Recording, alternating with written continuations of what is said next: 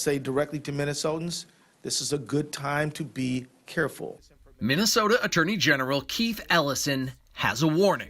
Just like coronavirus is spreading, so are scams. It's disgusting even to think about scam artists taking advantage of a moment like this. Sadly, it happens.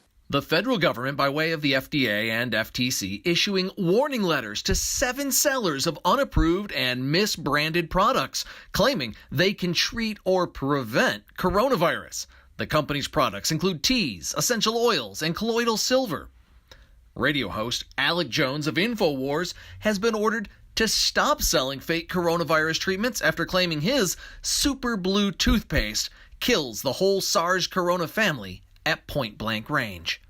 The FDA says there are currently no vaccines, pills, potions, lotions, lozenges, or other products available to treat or cure COVID-19. Also, watch what you're clicking on in your inbox as old scams spread with a new coronavirus face. Also, imposter scams, where scammers and malicious emails impersonating government agencies like the CDC in hopes that you will click on a link and thereby download malicious software that will give the scammer access to your personal information. For KARE 11 Investigates, I'm AJ Legault.